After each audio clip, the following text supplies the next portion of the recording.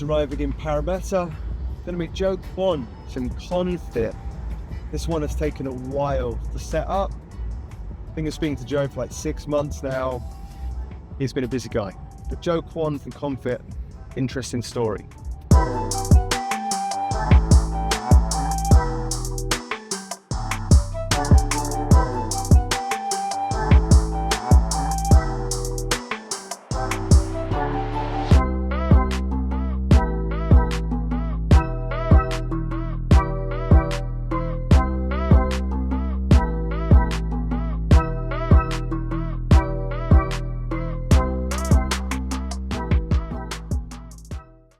Joe Kwon, these days associated with the likes of Westpac, Google and Atlassian, featured in Men's Health and every inch of the news at one point or another, huge fixture in the fitness world, and for anyone that's ever done a burpee in their bedroom during COVID, there's a good chance you've heard his name. But if this was 2007, you might have heard Joe's name for a different reason. Joe, do you want to give people an intro into kind of your story and who you are? Man, thanks for that intro. Like, hearing back on that, just kind of realized, man, I've done a lot. It's crazy. Yeah, but, that never crosses your mind when, when you're so focused on a mission. But yeah, so my name is Joe Kwon, founder CEO of Convict Pathways, which is a not-for-profit, and Convict Gym, which is a social enterprise. Our mission is to kind of reduce recidivism through fitness and mentorship across Australia. Right now, we're predominantly in New South Wales.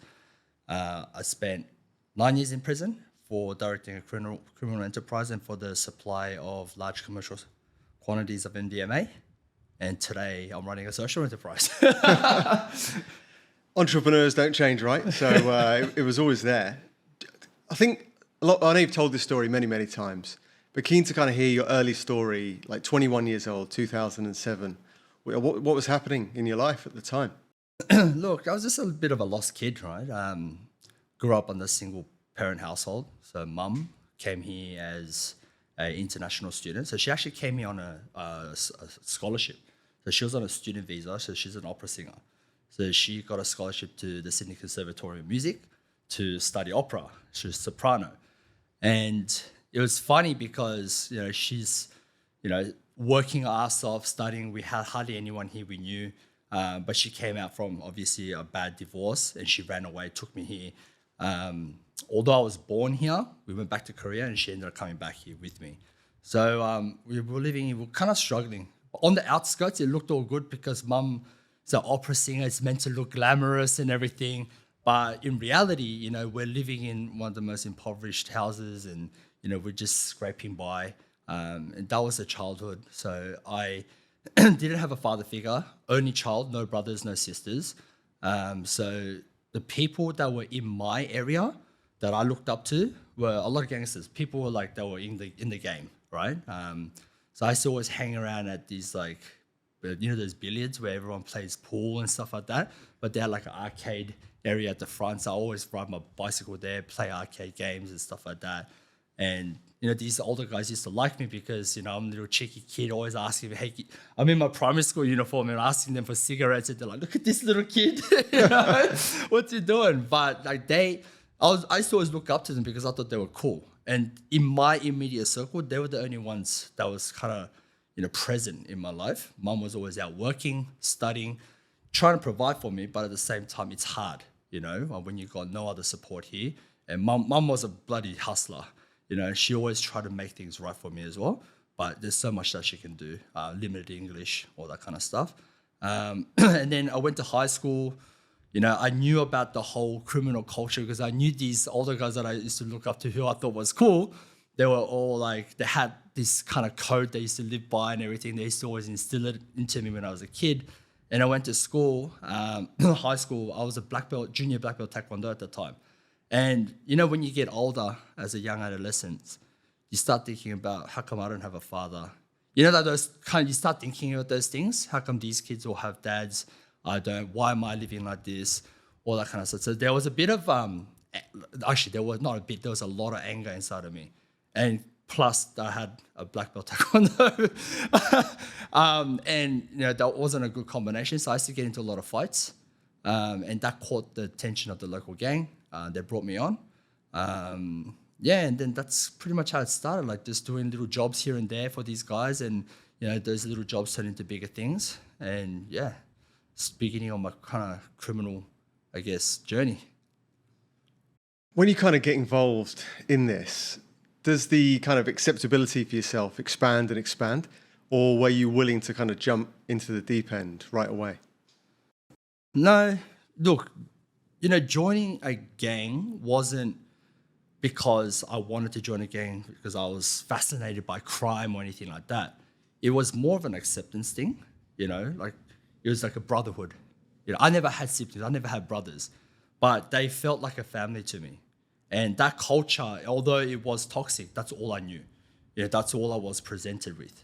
So for me, everything felt natural and felt normal, although it wasn't. I was never exposed to any other groups or communities or anything like that. So that was just natural for me. So for me going in, I never said, I'm going to be the biggest gangster and criminal. No, that wasn't my mentality. I was like, I want to be with these guys because that's where I felt accepted and that's where I feel a sense of belonging. And there was always going to be a point where this went south, because you started rising and rising through the ranks, I'm guessing, so you're running the syndicate. What happened to kind of bring it to a crashing end? Oh, look, so I was part of that gang, but I ended up leaving. So I think I was 17. I was doing a drop for the gang of drugs interstate, and little did I know that they owed money. My gang owed money to these guys, and also they supplied them with really shit gear previously, right? And obviously they were kind of ignoring them for a long time, and this was just kind of like a reason for them to just hold on to me. And also these guys, they're all bikies. I think they were gypsy jokers, and they don't want to kidnap no 17-year-old. I'm a child, so they didn't really rough this. They try to scare me, all that kind of stuff. They brought me to the clubhouse. They actually fed me, gave me drinks and stuff like that as well. I wouldn't really call it your normal kidnapping where you're getting like roughed up and everything, but they just held me there kind of for ransom until my guys paid up or came up with a solution. But they literally were radio silent. And one thing they said to me that really caught me was, "You think these guys are your brothers? They left you for dead," pretty much. And it made me think, you know what? I'm just a pawn in their game. I don't want to be like that. I thought these guys were my brothers, but I was just getting used. And that kind of led me to venture off and do my own thing. And do my own thing because that's all I knew how to do. That's all that I was taught. So that's why I've kind of ventured off and started my own thing. Brought a lot of young people like similar age as me. I wouldn't call it a gang. I know we call it a syndicate or whatever, but it was just a group of guys organizing to do crime. So it was an organized criminal enterprise, if you want to see it that way. It sounds sophisticated, but to us, it was just a bunch of brothers who kind of understand the game and how this whole world works. Even the language, right? You're saying it wasn't your normal type of kidnapping, right? Nearly everyone out there has not been through any kind of kidnapping, let alone a normal one. So it's almost like the Overton window for you, this kind of creeping acceptability is going up and up because you're in really obscure situations for a kid. What does that do to you growing up as a young man to kind of experience such extreme circumstances? Look, like I said, I felt everything was just normalized, Even like when I was in primary school, I witnessed my first murder, at that pool hall that I was telling you about. It was a gang fight and one guy ended up getting killed. It wasn't a stabbing or anything. I think someone like jumped on his head and he wasn't moving. And I was a witness to that murder. And you'd be thinking, as a child, you see these things, you'd be so traumatized, this kid's gonna be fucked up mentally, all that kind of stuff. But I don't know, for me, it felt everything was just, okay, well, that's what happens in this world. It didn't really affect me much, well, I didn't think it did. And then, even later on when I went to prison, everything just felt normal because that was your surrounding world. Looking back now, living a different life, I'm thinking that was wild. That was wild those days. But in that moment, just everything felt, there was nothing wrong with it. It sounds like you got problems as any business owner does now. We're going to get to that. But you mentioned you did go to prison. What led to your eventual incarceration? Yeah, so it was November 2007, 27th of November it was, still remember that day clearly. I just did a drug deal that morning in Shangri-La Hotel. I was staying at the executive suite, and there was close to about $30,000-$40,000 cash. And I ordered room service that morning, and I still remember, I ordered room service. I ordered a big breakfast, orange juice, a long black. That's what I always have, right? That's my go-to. And I get a knock on the door. I'm thinking, obviously it's room service. I've got one of the bed sheets. I put it over the coffee table, which had the cash on it. And as I was walking to the door literally just swings open. Like all these guys come storming in. They're all wearing black. At first, I'm thinking, fuck, I'm getting robbed. Because that's what happens in the game. Because they're wearing balaclavas. I didn't see the guys wearing the helmets at the back, but they're wearing balaclavas, machine guns. They're all coming in. I'm going, fuck, I'm getting done over. So the first thing that goes through my mind is, you know what? They're here for the cash. Let's give them the cash. So I've run over to the coffee table, taken the sheet off, and I've flipped the coffee table over. Cash has gone everywhere. Then I beeline for the door, right? So I'm running towards the door, and as I'm about to approach the door, I get a machine gun to the side of the head. I'm on the floor, half concussed, right? I got a $50 note or $100 note, whatever it was, stuck to my face. And then these guys are hog tying me. And I'm like, I'm fucked. And I hear the word, this is the police. You're under arrest. I'm just going, fuck. Everything's in slow motion, cash all around me. And then, I don't know if you've stayed at the Shangri-La Hotel. There's a floor to ceiling window, and you got the view of the Harbour Bridge and the Opera House. And I was literally looking at the Opera House, and it was like one of those pivotal moments, like, fuck, my mum used to take me to the Opera House as a kid, and it was like, fuck, I took everything for granted. I was living my life. I was living this, high life, whatever. I took it too far. I was living this high life, and it just all came to a halt in that moment. And literally that view was the last view of freedom. What a way to go, right? Before I got locked up. Yeah, so I got locked up at the age of 21 for directing a criminal enterprise. And I ended up in Surrey Hills Police Station pretty much. This is your first experience in jail? That was my first time being locked up, yes. And coming across police as well. So what happens now? I I'd say that again. That was the second time that I actually got arrested, but being put in jail was the first time. So this is all new to you. You've never experienced jail before. You've never really had a run-in with the police to this extent. What happens now? What goes through processing? What happens to you? So look, so when you first get arrested, they put you into a processing cell. So normally it's at a police station of some sort. I got sent to Surrey Hills. For those who don't know where Surrey Hills is kind of like in the city areas of Sydney. And there's an actual labyrinth of dungeons that goes underneath Surrey Hills Police Station. And there are these things called fish tanks. So they're glass panel kind of prison cells, if you have to say it. And there's fluorescent lights. You don't get a shower, no toothbrush. You don't get to brush your teeth. They just feed you like a meat pie and a sandwich all day. And there's this like TV, no sound, and the screen doesn't even work. It's just like this thing that actually drives you crazy, right? So I was stuck there for 2 weeks. So the first no shower, no toothbrush. They give you a shower like once a week. And you get no undies, so you're just in your clothes that you came in. So you're wearing the same clothes for 2 weeks, literally. And it's one of the ugliest places, right? And when I first went in, with my co-offender. So two of us were in a cell.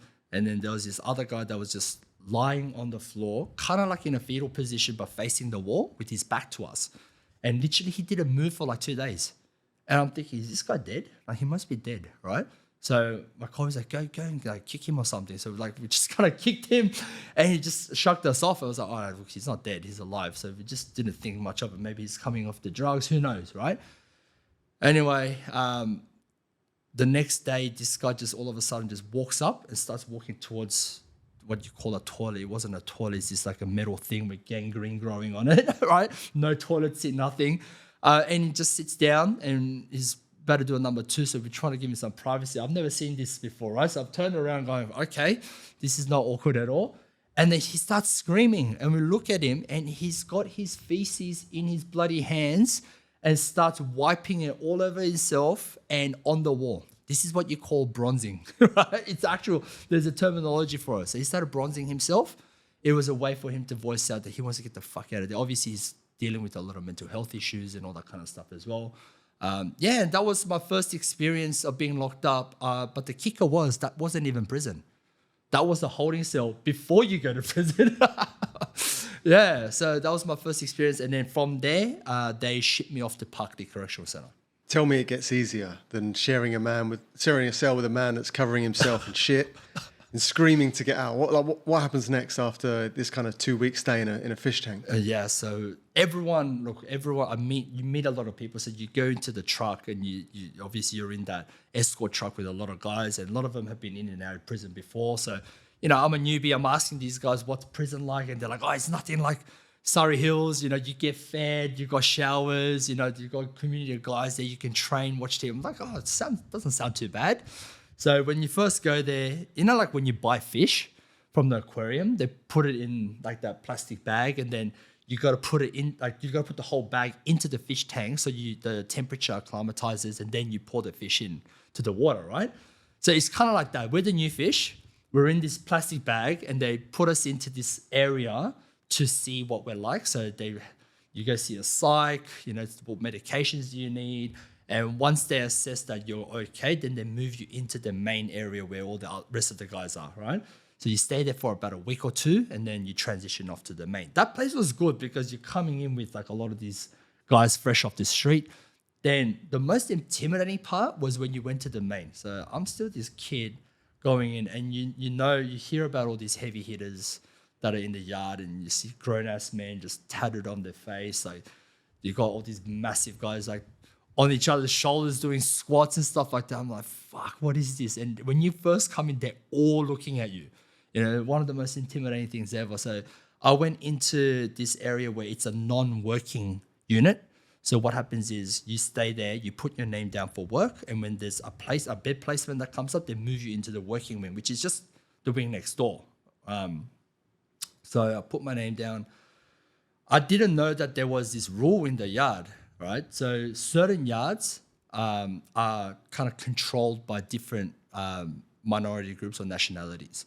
The yard that I was in was run by the Aboriginals and the Muslims.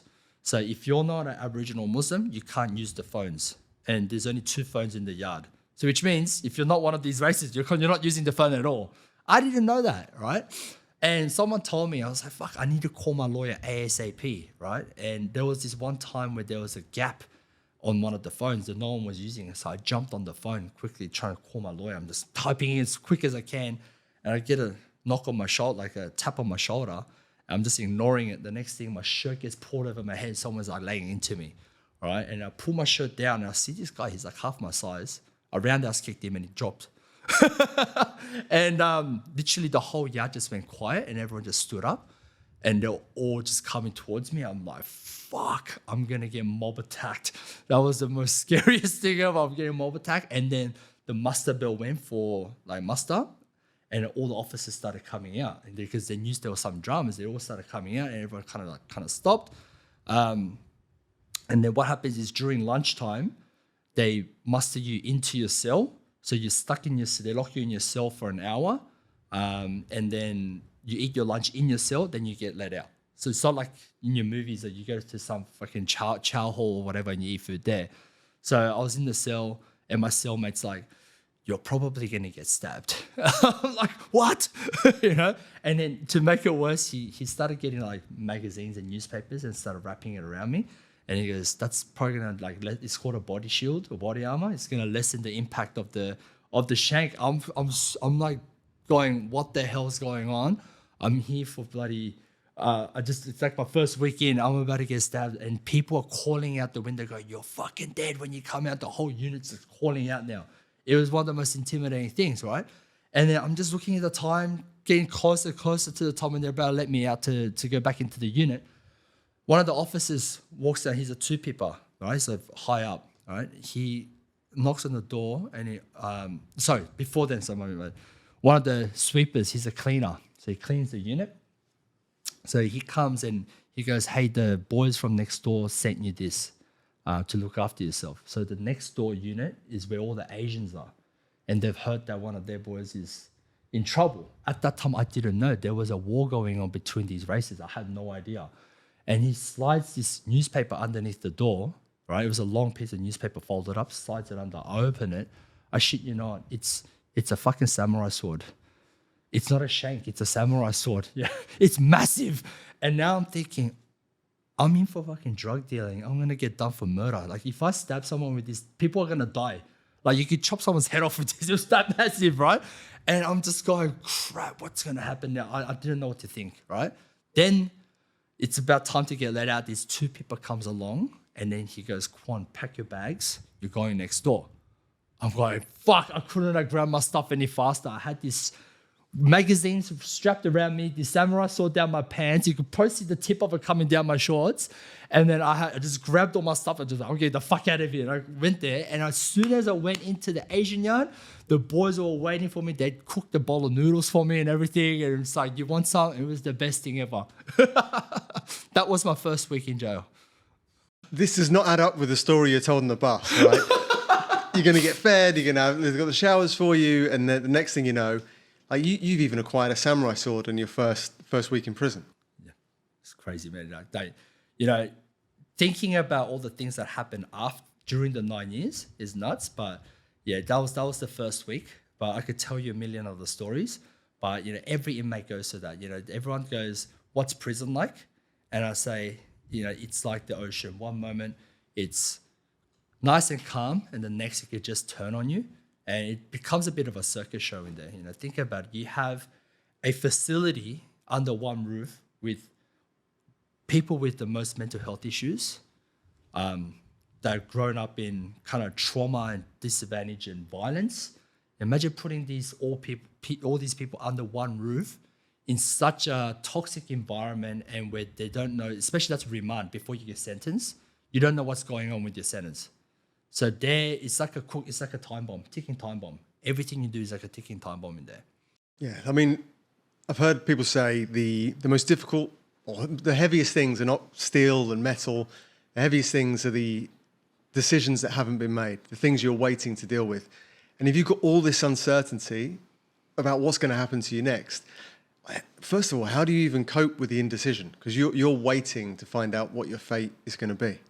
Yeah, so I guess if I had to talk about prison time, like that, those first few years was probably the hardest. Prison isn't hard physically. It's not. How hard can it be? You're training every day, you're getting food. I wouldn't call it food, but you're getting some sort of sustenance to put in your body, and you're around, and you can pick who you're going to be around, even though it's a small yard, you can still pick who you want to hang out with.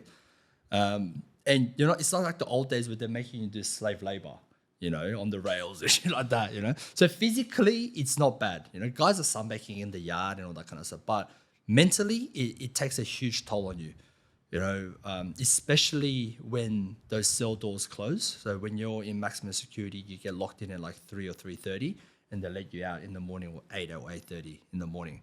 And from 3:30 to 8:30, you're locked in your cell. At 3:30 in the afternoon, 8:30 next day, you're locked in your cell. You're literally, as soon as that door closes, you're left by yourself or your cellie, depending on who your cellie is. You could be a crazy person. You're just left there with your thoughts and nothing else, And most times, it's just negative things just go streaming through your head. Why am I here? What led me here? Whose fault was it? If you don't have your head switched on right with the right thoughts, man, that can lead you into a real dark place, man. Go down this rabbit hole. And it happened to me as well, and it became toxic to my soul. Things like, I'm here. How did I get involved in this situation? Did someone snitch on me? Why am I here? What led me here? Was it my dad? Like stuff like that. It just, and also the fact that a lot of people are living normal lives out there. They have businesses, they have partners. The partners leave them, or the partners cheat on them while they're in jail, and they find out, and they left them for another guy. And you see some guys breaking down in jail like hard, and if you want to talk about mental health issues, like mental health is real in jail. It is. I've seen that many guys hang themselves in prison, and it's not a pleasant sight to see, but it's an occurrence that happens. And I can see why, you know. I hear a lot these days about male blame. Like, men are often told to just do better, pull the socks up, and if there's a problem, just talk about it. But you can't necessarily talk out your problems when there's so much you can't really solve. What kind of support did you have for yourself, or was it really just internalize everything and force yourself kind of through? When I was in prison? Yeah. Yeah. So this whole concept of mental health, this whole issue wasn't really prevalent. Like no one really talked about it. It's more open now that men are talking about it. But back then, when I was in prison, to talk about your feelings and stuff was seen as weakness. And especially in jail, you talk about these things. These were things that people could use against you. So in jail, you had to really shut yourself down, unless you really trusted this person. But even then, it was very minimal. You know, no one really talked about their feelings or what was going through their head or anything like that. And I can see why a lot of people turn to drugs in jail, because they want to mask that, because they can't talk to someone about it. So they keep it internally, get on the drugs. And look, to be honest with you, I understand why these people do it, because it is a quite depressing place. But at the end of the day, there are other options. And I found my best option was, even me, I never really told people about how I felt, what I was thinking or stuff like that. But I was fortunate enough to meet a group of positive individuals every time I got moved to different jails. And I found those people through training. Training is what really changed my life, not just physically. You know, I was a pretty scrawny kid. I was going to ask that, because people see you now, they're like, oh, this guy's huge. Yeah. But when you're walking in at 21, Yeah. roundhouse kicking someone for using the phone that you want to use, Yeah. I'm guessing you're probably not huge. No, I wasn't, you know. Imagine this, like, you know, I'm living this toxic lifestyle, partying all the time, getting on the drugs, you know, getting on the drinks. You know, I had a bit of a gut at 21. I wasn't as big, you know, like I had some size, but no definition, nothing. You know, I wasn't even that fit. I remember the first time the boys that took me on this lunge training session, it's like legs, just doing squats and lunges through the yard. I vomited everywhere, you know. But like I said, it was these people that I found, this community, this tribe of guys, and those people who train always had a positive mindset. And these people with positive mindset naturally gravitate towards each other. And even though different nationalities were like, you know, feuding against each other, the only time when they used to collaborate and like kind of meet up were the times when people used to train. When you train, all these different boys used to just come and go, yeah, you're training, we'll join you. You know, that was like the internet, that was like the safe haven, what would you call it, the Geneva Conference, you know, when everyone just comes and, you know, it's like a no man's land kind of thing, you know. So I loved it, you know. And when you're in such a toxic place, you could either be getting on the drugs to get high, you know, to forget about your past, and just suppress things, but you're not really solving anything, or gamble, right, to get your mind off things, but that just leads to more problems. I see all the violent acts in jail because either you have a drug debt or a gambling debt, you know. And the third option was to train. Nothing happens when you train. Nothing bad happens when you train. No one wants to fight you when you're training, you know. Like everyone's like kind of like, you know, supporting each other. You know, if you can't train, someone's like, I want to try, they'll support you. You know, I remember this one kid came and asked me, you know, can you help me to train? He couldn't even do one pull-up. You know, in 3 months' time, this guy was doing a muscle up. You know, it's that kind of like camaraderie that you build, you know, and it's not just about having fun and wasting time. You're actually building yourself. You know, you're making something positive out of yourself as well. So that's what attracted me to training. A lot of people see films, TV shows, and they think that training in prison is going to be bench press and a few machines. My understanding is you don't exactly have the most sophisticated equipment to use. Man, people have no idea. So look, that's the thing, you know, like you believe what you see in media or movies and stuff like that. So we're not allowed to have free weights in jail because they're used as weapons. Now they've kind of got rid of even all the gyms in jails. Back then I had access to gyms like once a week or something like that. But I'll tell you what, one thing that inmates are good at, and I say inmates is because people who are deprived of something who want to do something.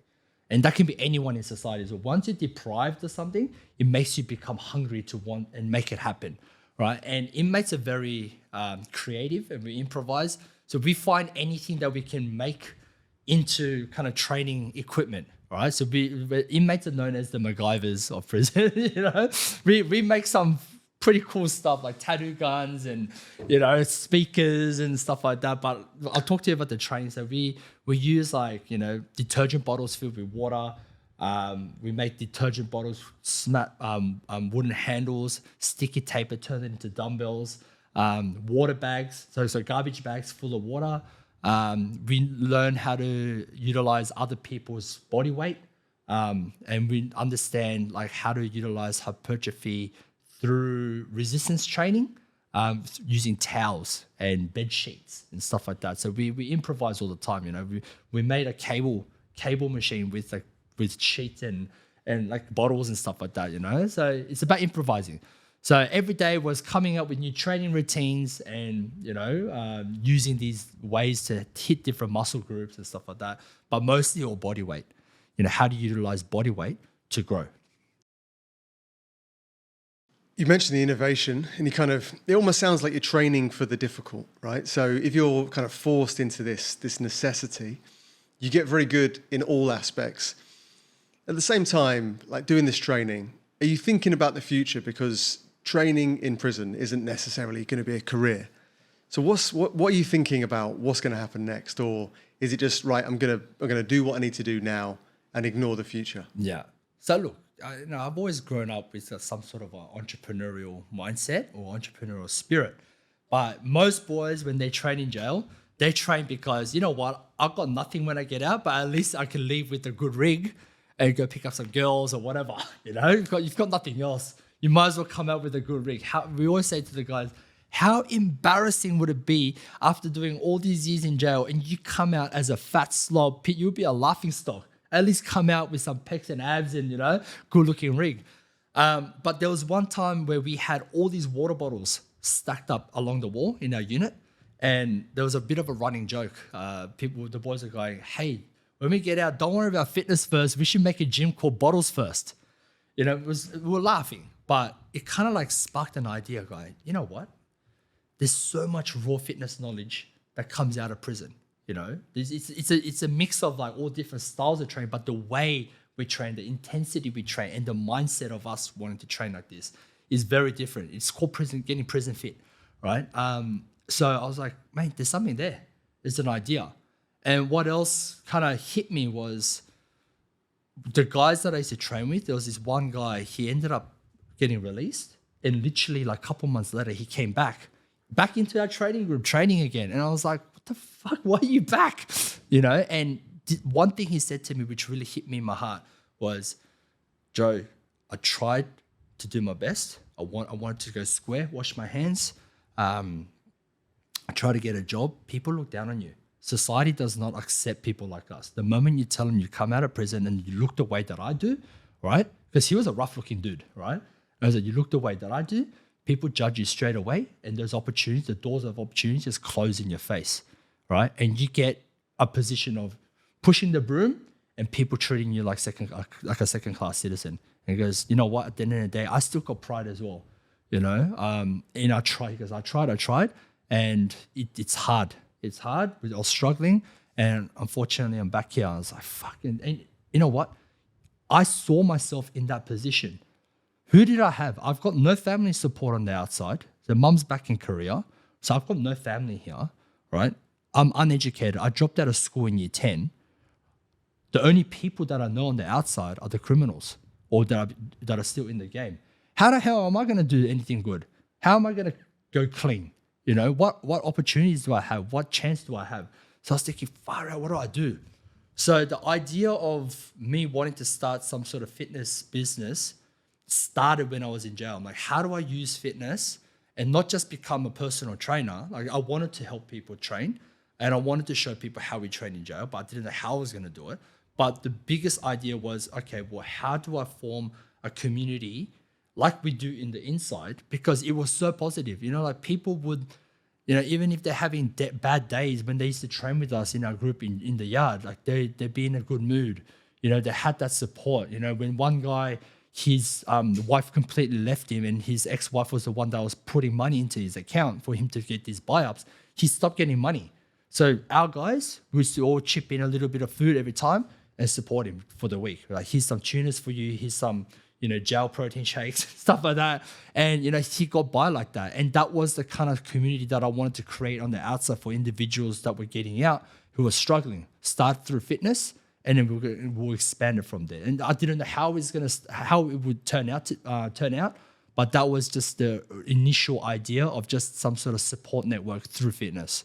What was the window of time between your friend coming back into prison and you realizing that you might be onto an idea? Because when I hear that story, if I'm reacting in the moment, I'm thinking, this is a fairly hopeless situation. Like, If this guy can't do it, there's a good chance I can't do it. I'm guessing it didn't come to you. No, it wasn't like an aha situation. But like I said, when that cell door closes, you got nothing but time and your thoughts, you know? And at that time, I was in a very positive mindset and very optimistic, thinking, what am I going to do on the outside?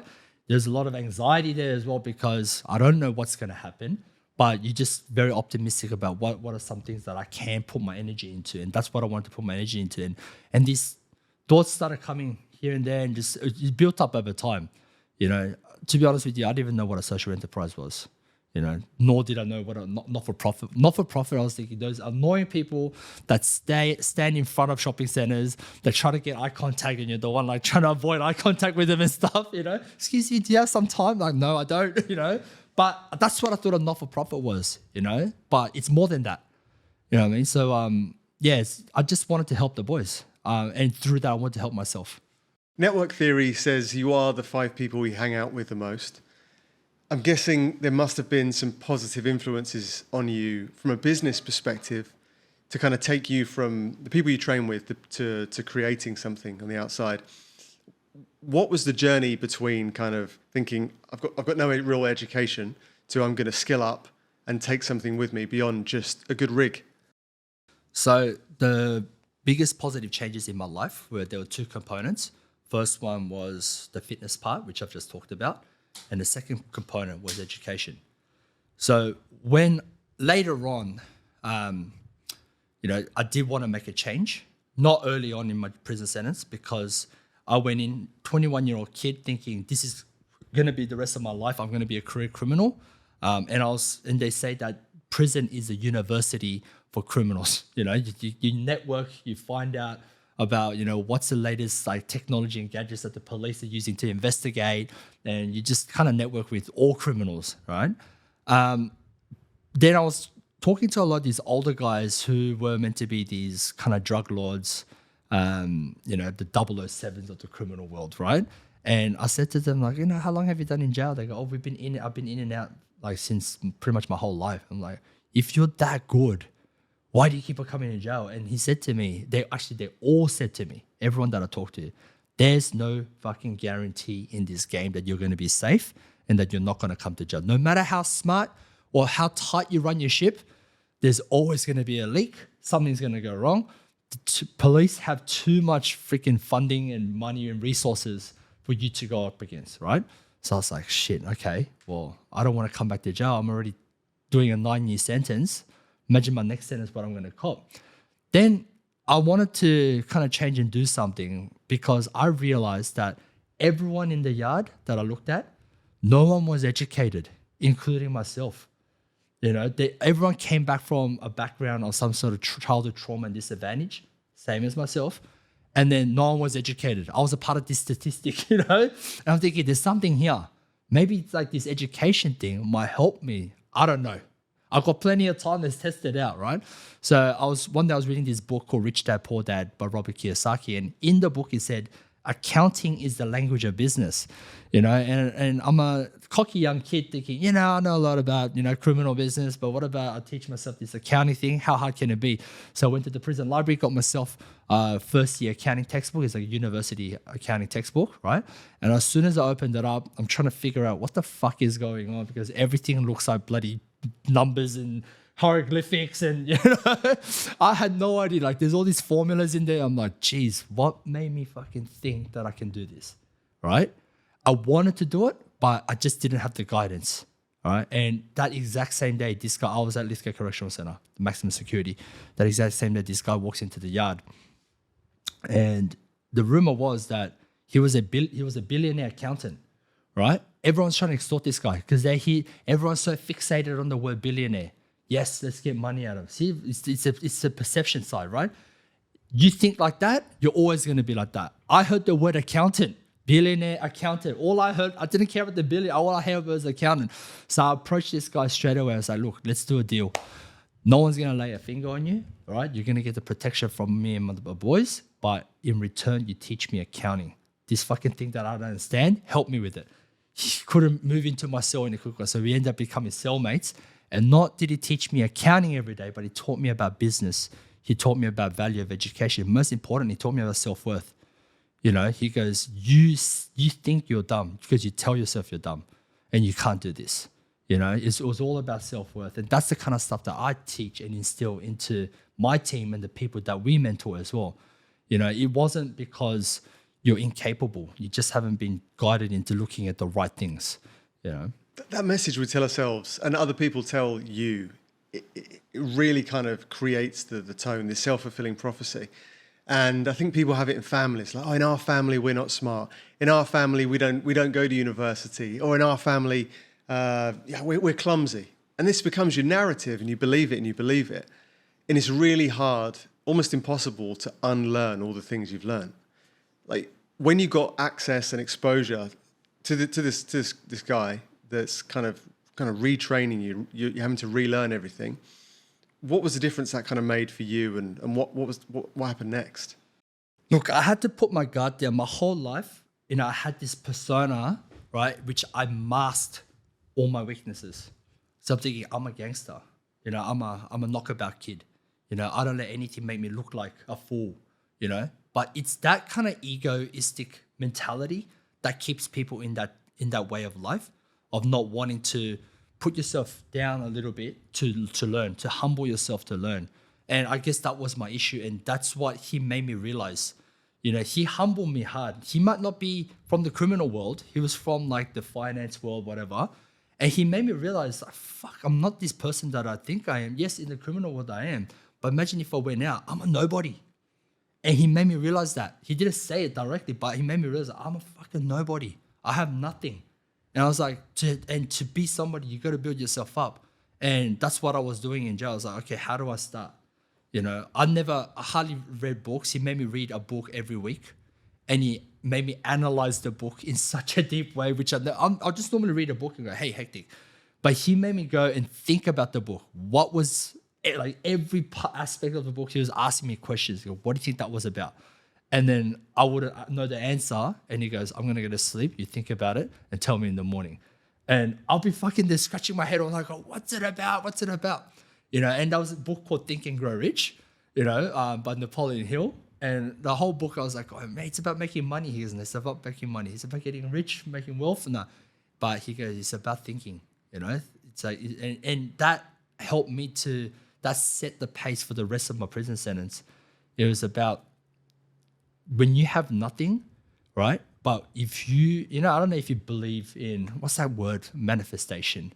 I never knew about this thing, but I was thinking so hard, I'm going to do my HSC. I'm going to put my effort into it. And I literally, truly believed that I'm going to get pass my HSC and get good marks. I did. That shocked me. When you see that come to fruition and you're like, fuck, I never thought this was possible. My whole life, I never finished anything, and I completed that. Then, I got accepted into university. It was a crazy moment because later on, so that guy ended up becoming my first positive mentor in my whole life, Ironic that I had to find him in a prison cell. But we ended up departing and going to different prisons. And, that was after I did my HSC. And he helped me to study to do my HSC exam in jail. And then I was at Wellington Correctional Centre, which is about 5 hours inland of New South Wales. And I was sitting in the yard playing cards with the boys, and this officer walks up to me and hands me this letter, and he goes, "Kwon, I don't know how you did it, but you bloody did it, mate." And out of curiosity, I took this letter into my prison cell, and I'm sitting there on my bed, and I've opened up this letter, and I see this emblem, and it just goes, "Congratulations, you've been admitted into the University of New South Wales." Fuck, man. You have no bloody idea. Like, everything went, like, you know, all those thoughts of my past, everything just went right out the door, you know, because this was my opportunity to change, you know. Like, even when I got sentenced and all my time that I did in prison, I never shed a tear, you know. But when I was reading that letter, I broke down into tears in that cell holding onto the letter, because I knew that this was going to be the change. You know, that was the stepping stone. That was the effort that I put in to make that change for my life, and it worked out. I don't know if you heard this concept that trajectory is more important than position. If you were first last year, but now you're 10th, that feels shit. But if you were 30,000th last year and now you're 20,000th, you know you're kind of going up the ladder. So whilst other people might look upon that and think, I wouldn't trade being in jail for a place into university, it must have felt as though the trajectory you were on was really kind of setting you up for success in some way. You weren't just talking the talk, you were now walking the walk. Yeah. To be honest with you, I never expected university to land me into this hectic job or whatever. I knew that there was going to be another long journey ahead of me, right? But I knew it was that confidence. It built up my confidence. My whole life I was thinking, I'm no good at this. I'm no good. That's why I just kept on resorting to crime and violence, because that's what I think I'm good at. And it was just a mask. It was masking all my weaknesses and my insecurities, you know, living that life. But when I got into university, and especially UNSW, like, it's bloody hard to get into UNSW, right? It's one of the best universities in Sydney, in Australia. And I got in, and I remember like that first time sitting, so on orientation week, you know, that first week you go in, the chancellor comes out and gives that speech, and he was saying, "You guys are here because you deserve to be here. You guys are the cream of the crop." That's what he said. And I'm sitting amongst these kids, and I'm just kind of like going, why am I snatching down? You know, like, it still kind of felt like I had a bit of imposter syndrome. Like, do I really deserve to be here? Like, I'm amongst all these kids who are like all geniuses, you know, like, I don't see myself that way.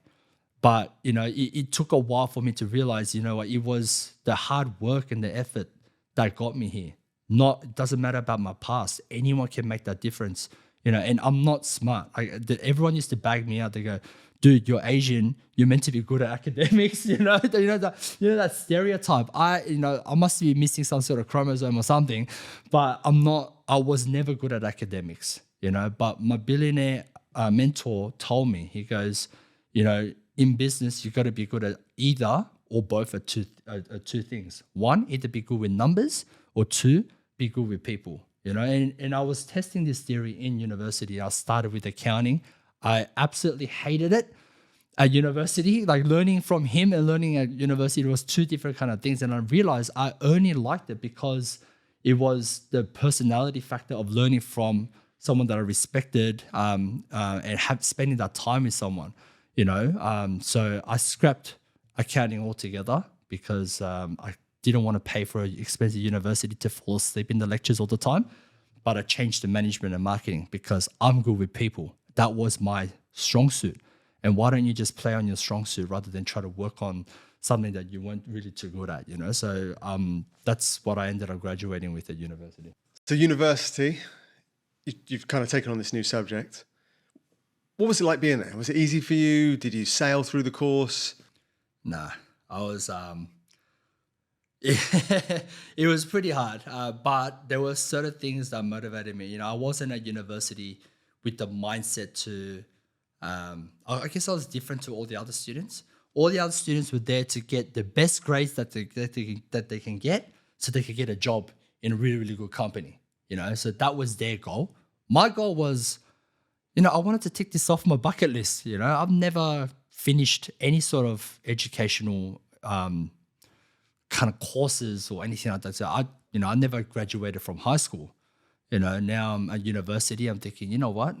Let's just do this for the experience. Let's just do this to see where I can develop and grow. And one of my biggest fears coming out of prison. So before I came out of prison, I wrote myself 101 search for freedom list, right? So, everyone does this bucket list that they want to do before they kick the bucket. But for me, I wanted to do 101 things where it was going to help me to grow and overcome my fears, all right? Because that's what I think being free is. To be free is to not have any fears in life, but to live a free life. And that could mean anything. Doesn't mean, just because I'm scared of spiders, overcome that fear. It's not like that. One of my biggest fears was public speaking.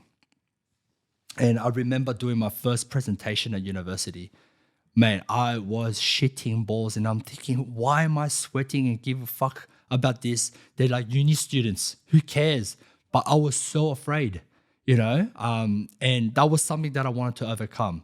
A part of that freedom list was also like things like, help the unfortunate, start up a charity, start a business. Like that was all in there, something that I wanted to do to make myself feel free and alive. And I still remember doing my first subject at university. Is an undergraduate course called Creating Social Change, right? And the lecturer at the time, Dr. Ali Walker, was just talking about, disadvantaged communities and incarceration rates in Australia and all that kind of stuff. And I was like, this is what I fucking know. This is what I've lived, And I was the only one in that class frantically writing notes down and stuff like that. And I approached her after the lecture and I said to her, I just came out of Long Bay jail, and I want you to help me with my business. And she's like, what the hell? No one knew your story? Pardon? No one knew my story. I was the first issue. That was my first subject. And I just literally 2 months after I got out of jail, out of Long Bay, I went straight to university, first semester. And then that was the first subject that I took. And I asked this lecturer and I was like, I've got this business idea called Convict. Can you help me out with it? Because she was talking about social enterprises. I never knew what a social enterprise was until she explained it in that class. And I was like, this is my calling. This is what I was meant to do. So I asked her, and then she goes, are you even a student in my class? That's the first thing she said to me, because I told her I'm from Long Bay Jail. And I was like, yeah, I'm a student. And she goes, okay. And then she introduced me to these guys called Center for Social Impact, who are based at UNSW and a few other universities. And she put me on as a case study as one of the MBA projects. So I had MBA students working on my idea to turn this into a proper social enterprise. Like they're working on like matrix models and stuff like that, and how we're going to make the impact, and like all that kind of stuff, like risk assessments. And I had no idea about these things, and it was a learning curve for me as well. But today, Confit is a product of that kind of theory-based, MBA program that they put me into. What year was this? This was 2019. So for anyone that's listening to this rather than watching this, we're sitting in like a very impressive gym right now, right? It looks pretty cool. This looks pretty cool, right? We've had to kind of tour around, but 2018 to 2024, we're 3 days away from launch. What had to happen from there, from the kind of input of these MBA students, from you, to take your concept to a business? Yeah, look, it took a long time, my first idea was, okay, well, I've got no money, so how do I start this? So you usually need money for a business, right? Of course. And at that time, I was living in a dilapidated house, no hot water, so I was having cold showers during winter. Little did I know back then that it was good for you. I was swearing underneath my breath, right? And because I had no money, no support, I found this room in Lidcombe. So it was like the last 2 houses remaining on the street that was yet to become an apartment block. And it was soon to be demolished to become an apartment block, right? So that's why I got really cheap rates. There was no floorboards in my room. So it was like cold air was coming out during winter. I was just living on one mattress, thin little mattress. But you know what? It was better than fucking jail, because I had the opportunity to even just walk outside, get myself an ice cream if I wanted in the middle of the night. The freedom was there, It's about mentality, right? But I knew that this is only a short-lived time that I'm going to get better and better and progress. So I was living there. Then I started this idea of boot camp. So I just rounded up everyone that I knew and then started like kind of boot camp style training in the park, right? And I wasn't charging anyone, just my friends. And I said, look, if you guys bring your friends, I'll charge them $15. So they're all paying me cash, $15. And one of the girls, she started coming really constantly and frequently. And she goes, look, you should really start to turn this more into like, a proper business where you get a payment, you receive payments through a payment gateway and start a website. I'm like, what the fuck do I know about starting a website? And at university, I found found these kids who knew how to start up websites and stuff like that. They fully helped me because, they just wanted to help. They heard my story and they just wanted to help. And I realized the power of storytelling is so bloody strong. How I got to this point was by telling a very strong story, not just about my story, but a story of change, of what the possibilities are to make positive impact and how I was going to do it from ideation to actually doing it now, and that's how I got it here. And, it literally started off from a YouTube video. I made a YouTube video which kind of went not viral, but it had a lot of attention. And then one of the youth justice centers picked that up. And at that time, believe me, I was still running boot camps. So I had a website by then, had clients. I was running a boot camp at Redfern. Then I actually made another one at Roselle. Very different clientele to what we've got here. But it was good because for me, I could go study full-time at university, but have reoccurring income because these guys were on membership base. So it just like direct debit every week, right? So it was good income, source of income for myself. And I was able to utilize the rest of the time to kind of create something bigger out of this, So the brand was there. The brand looked very different to what it is now. Like that logo now, it went through different stages. At the start, it looked really kind of like masculine and, people are like, oh, is this, concept just for men? I'm like, no, it's not for men. It's for the whole of community, the whole society. So we had to rebrand it to make it look a little bit more feminine. So the gym is like lowercase, the orange in the middle, that line, orange is the new black, female jails. And, we had to really play around with it. But at the start, it was just really basic. Started from boot camps in the parks with dogs pissing on my equipment early in the morning, having to deal with drunken people who are still partying from the night before and sprinklers going off early in the morning and stuff like that. And, I kept on I believed in the vision. There were so many times and I was like, am I wasting my time here? Like, it's like, I could be doing something. I could be working for a company, making so much more money, hustling half the time, because that was when I was running the boot camp, I was on like hustle mode 24/7, and that YouTube video went out and one of the staff at one of the youth justice centers saw it. Bunch of inmates training people at the park. This is cool. So they got us in to run a program for the youth at Frank Baxter Youth Justice Center. So we went and ran a one-day program for all the units, and that was such a success that all the centers wanted us to come in. So we started running programs, but then the thing was, none of us were getting paid. We were doing it because this was our passion. We loved doing this because we saw the changes in the boys, and we wanted to have a positive impact on them. But the thing was, the demand started growing, but I could go there, but the other team members couldn't go there all the time because they had other jobs and stuff like that. And I said to the guys, if I could pay you guys, would you do this? They go, I'll drop my job right now to do this, right? As a full-time job. So I was like, how am I going to do this? All right, well, why don't we start a not-for-profit and try to get some money, and we can somewhat pay you as a contractor just to go in and run sessions. I had no idea how to start a not-for-profit, so I had to look into it. I'm like, what is a bloody board? I had no idea what a board was, right? So I just brought on a bunch of guys that I thought were credible people, right? So I had one guy who was the director, who was about to become a partner, but director at PwC.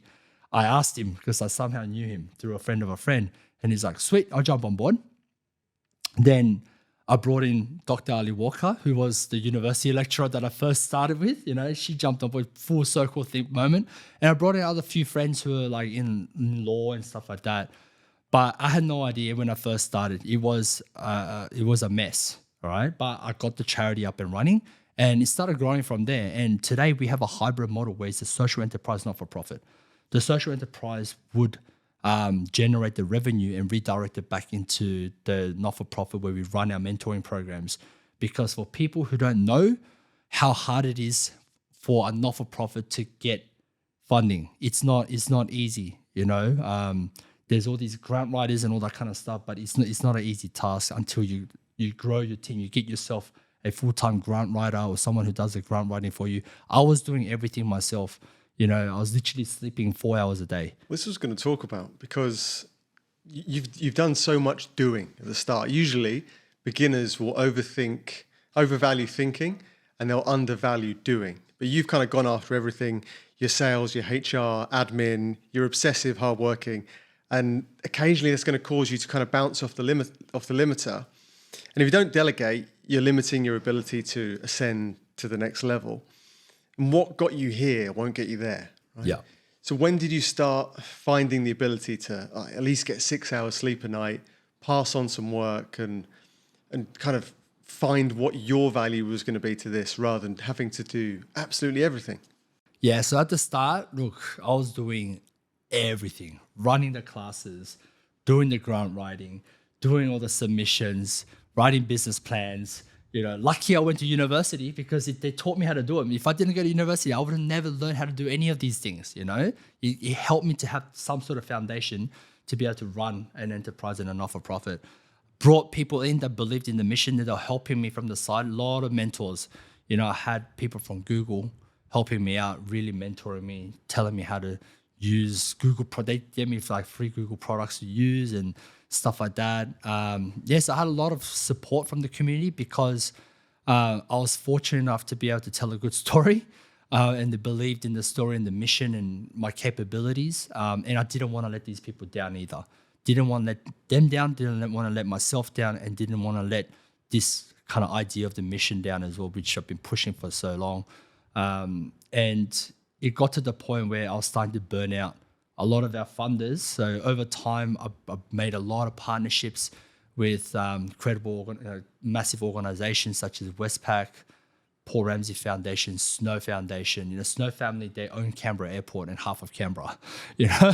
And you had to start that relationship with them, and it takes time as well. And they've been super supportive. Can't believe it how supportive they've been. But even they say to me, you stretch yourself so much to the point where like you've taken all the work on yourself, and you're like, in my words, doing my head in. But now we're starting to bring people in to help me, and especially now that I have a team. Like before, I didn't really have a team. Now I've got a team who now I get to delegate everything to. And for me, it's not about giving them work, but they're all former inmates as well. And I said to them, for me as a leader, I want to help them to grow into the potential that they can grow into. So it's not just about them being trainers, but what other roles can you take to become to grow and to become a better person, or to become a better you, to become a better version you. And I do push them hard, but it's because I have so much, I see the potential in every one of them. I have guys coming in saying all the right things, right? But for me, I look at one thing, there's the skill and will matrix. I don't care how skilled you are. If you don't have that will of wanting to change and that vision of wanting to give back and reduce recidivism, help the youth, people coming out of incarceration, if you don't have that, you're not coming on the team. That's how I see it. If it's just for your self-benefit and whatever, and I need people, the core foundation of the team, I need people who really dig into the vision and the mission as well. And that's the kind of people I bring on. And they're lucky enough, they're so good. I've been delegating everything to them.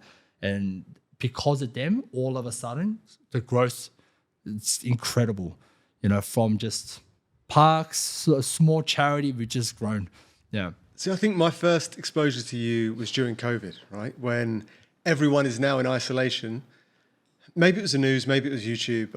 I remember saying who'd be better to train someone to train in isolation than Joe Kwon? Like what happened during that period? Oh yeah, so I was still running boot camps at that time, and as soon as they made that announcement, like of the whole you can't congregate with X amount of people, I just went crap. All right, let's go. We're pivoting straight away online. I had no idea what the hell a Zoom was. I'm like researching it, and then I put all my clients onto it, and they were so supportive, And like when I first ran the class, they were like, actually, this is really good, Then I started marketing myself as the experts in confined space bodyweight training because we used to train in the prison cell, right? And I was like, this is beautiful. This whole thing is just made for us. And we kind of sold that to Atlassian, and they jumped on it straight away. And, it's a bit daunting if you had to say, hey, we're a bunch of inmates and you have to train with us face to face. And a lot of people will be like, oh, I don't know, But if it's online, it's okay, and they thought that that wasn't a risk factor. So they brought us on, and I was running classes for Atlassian a couple of times a week for Google as well. And yeah, it just we just grew from there. The brand name got out. Some of the media caught attention of what we were doing, and they thought it was such a cool story, confined space training, because people could relate to it, right? For you, this all started as something to kind of keep you sane on a forward momentum and staying positive, but you've turned your love into a labor. Has there ever been times where kind of making that flip has turned you against fitness? Because now you have to embody the business you're in. You can't become a fat slob at 40 or 50. Yeah. You're going to need to maintain this. Is it ever tipped the other way? Never. So fitness is what changed me. They say, never forget those people that were there for you during the hardest times of your life. Never forget the things that helped you in those hardest times of life as well. So the thing that helped me was fitness. I'll never put my back to fitness, like even though I run a massive day at the gym, I'll still go do a session at 10, 11 o'clock at night, just to get a session out, because I live by what I live what I preach. I walk the talk. So put it this way, you look at all the guys on our team, and what do you think when you look at them? They're not out of shape. They're not out of shape, no. Right? Would you want to go and train with someone that was out of shape, who was your fitness coach? Would you want to go and train with them? Personally, if it was me, and I went, like, you don't look like you train at all, I wouldn't want to train with them. It has to be. If you're in the fitness industry, it's got to be like that, And also, like, would you want to go and train at some shit facility compared to if there was a mad facility right next door, right? Obviously, if you don't have access to it, you've got to go train somewhere. But if there was the option to go train at a facility that offered you like the most basic things, it looked pretty run down, space was small, all that kind of stuff, shitty equipment, rips everywhere, and then you went to something like this, we put a lot of effort and funding behind this. Like, what would you choose? We wanted to bring the best to people. I think it's Huberman that said you can't change you can't control the perceptions of other people. And I threw some shade at your calves on a social media post, jokingly. Glad to see you clap back. But I think there's always going to be this kind of the out-group, in-group perception of these are inmates. And some people, they won't like that. Of course. I think one of the reasons is, if you look at the kind of region beta paradox, you are someone that has had it worse and done it better. And for anyone that's kind of sat in the middle ground for a long enough time, they probably feel guilty about that because they've had all the opportunity to do it, but they haven't. There's obviously going to be some kind of push towards don't go to Confit, don't do this. What's the negative reaction been like? Look, there's been a lot of people society's perceptions are changing these days, We've actually had more positive support and encouragement than negative ones, but there are always going to be people that's going to, have a negative perception around, like, I guess, people who've had a criminal past. I understand where they're coming from as well, because, it's not good when, these guys are selling drugs to kids and, they are doing bad, like having a negative effect on society. A lot of victims because of actions of crime. I understand that, but let's not just look at the crime, but look at the root causes. These are individuals who have accepted that they've made a wrong choice in their life, and they've, but found that redemption to do something positive now. Do you not think that we should give these guys an opportunity if they want to make a positive impact on society to change their lives?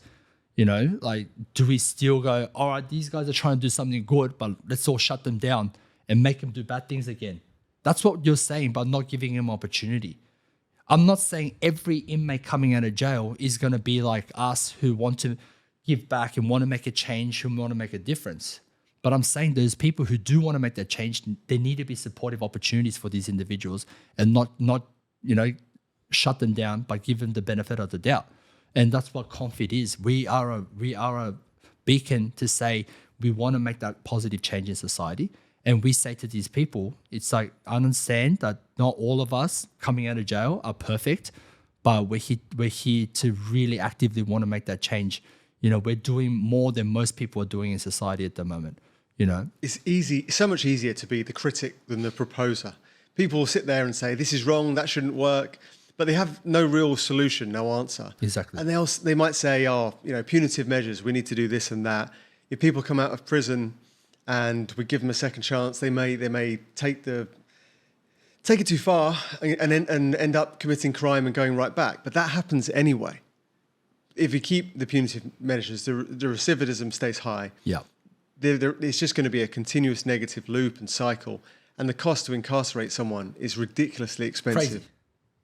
Look, we know, there's even these things called change research that has shown that punishment does not work.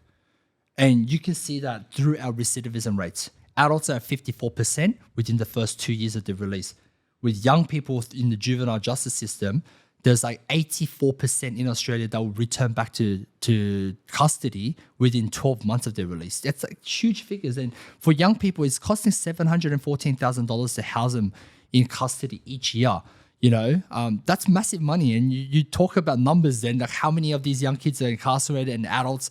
There was I can't remember how much it was, but it was 400 and something thousand inmates locked up across Australia or something like that.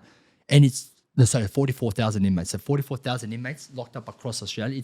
It's ridiculous the amount of money that we're spending, right? When we're complaining about, we don't have funds to support more hospitals and schools, but let's make more jails. You know what I mean? It just doesn't make sense for me. Why? Well, we know that punishment's not working, that rehabilitation does work, right? And, I was fortunate enough to go to Norway and see how they were running it. It's not a cookie cutter model. The concept over there is good. How they're running it can work, but it's not just let's get that model and bring it to Australia because it won't work in Australia because the culture and the mindset is different. It took them 2 decades to change the perception of society, right? And that's where it starts. It starts with how do you think the government did it? Because they needed support of the votes of society of saying, yep, okay, we believe that this is going to work. Yeah, it takes generations for an idea to die. It's not going to work right now. I think ATMs were invented in the late 60s, but no one was using them until the 90s. And if you think I can put my card in, grab some cash out, for a whole generation to move on. And thinking about punishment, just from an individual perspective, so many people have woke up at some point in their lives, hangover, and thought, I'm never drinking again. This punishment hurts too much. And then by the following weekend, they're back drinking wine, drinking beer, ready to punish themselves all over again. If they need the most localized individual kind of version of punishment not working, they're going to have it right there. You've obviously seen this kind of happen in Norway, these improvements, but the policymaker that's going to stand up and say, we'll do this in Australia is going to be a brave person. 100%. You're doing more than most, more than so many other people to kind of help people reintegrate in a positive way. What's your hopes for how big and how far the reach of Convict can go? Yeah, so we believe that, this brand is not just about a brand that, people could come and train, but it's a brand that represents second chances and opportunities. All right. And we're doing it through fitness, and not just through fitness. We might branch out into other things. Who knows? But the purpose of this is to change perceptions that society has, right, on people that have been previously incarcerated, and to create better opportunities for these individuals who actively want to make that second chance.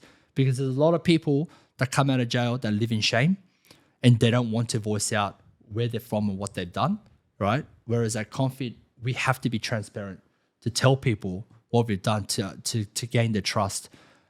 We want Convict not to go all across Australia, to spread not just across Australia, but international as well, because, I've traveled and I've seen the same social issues in every developed Western country. The disadvantage in certain minority communities, the recidivism rates, and how hard it is for individuals who are coming out of incarceration for them to reintegrate back into society, how hard that is for individuals without the right support, right? And we want to be able to create that. So starting from Australia, and let's see where we go. What's the kind of bringing this home? What's the win for you? Because most people that set up a business, they think they're going to achieve happiness through success, which is usually self-defeating, because whenever you achieve something, you just want to achieve the next thing. You've got goals for yourself as well as this. What does the best result for you look like?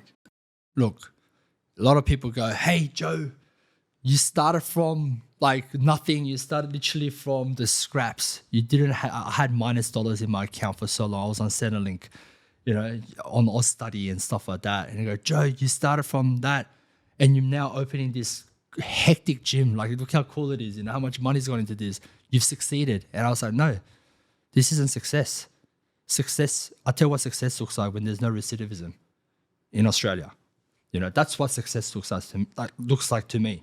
And it's a long road. Who knows if it's achievable?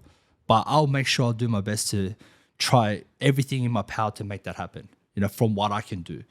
But I understand that reducing recidivism, right, isn't something that one individual or organization can do.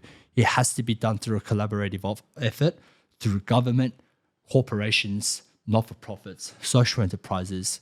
But for us to be able to show that through something like this, it's possible, I know something great is going to come, because this is greater than us. This is greater than Convict, what we're trying to achieve. So, it's about collaborative power. And the biggest thing after collaborative power is community or societal support. And it's about changing our perception. That's why I keep on trying to push that, we do a lot of things on social media that may look funny or whatever, but there's more behind what we're doing. It's because we want to change our perception of people going, hey, these aren't bad people, they're not hardened criminals or whatever. Majority of people aren't like that. It's society that makes them like that because of the shame that they bring upon them, because they find it so hard to open up. And we want to create a platform where it is easy for people coming out of incarceration to open up. And it's not just about reducing recidivism, it's also about prevention as well, to prevent people to go into jail in the first place. And that's what I want to achieve. We're starting in New South Wales right now. We're making a little bit of noise, but hopefully, in a few years' time, we'll be across Australia and then international as well.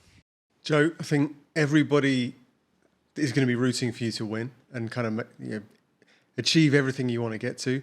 If people want to kind of follow more of your story, if they want to be part of the gym, if they want to kind of continue on this journey with you, where can they find out more about you and what should they do? Yeah, so you could go onto Convict Gym or Convict_gym for Instagram. And we're releasing a lot of YouTube videos as well, a lot of educational videos and about societal perception videos. So check that out on YouTube. So just type in Convict Gym, or if you want to hear about what we're doing with our not-for-profit and with our youth mentoring, you could check us out on convictpathways.org. And the gym, it's open on Saturday? This Saturday, the 20th of January. Yeah, so I don't know if this is going to get edited by the time on Saturday. This won't be out for at least a week. So. Yeah. But please do, if you guys are in the Parramatta area in Sydney, please do come and check our gym out. Support the cause. come to prison. We've actually got a prison gate installed at reception. So walk through those gates and do your hard time. But doing your hard time at Convict is always going to be a fun time. So we're going to put you through the paces. There'll be some behind the scenes footage. The gym looks amazing for anyone that hasn't seen it. Joe, appreciate you. Thanks so much for coming on. Thanks for having me, George.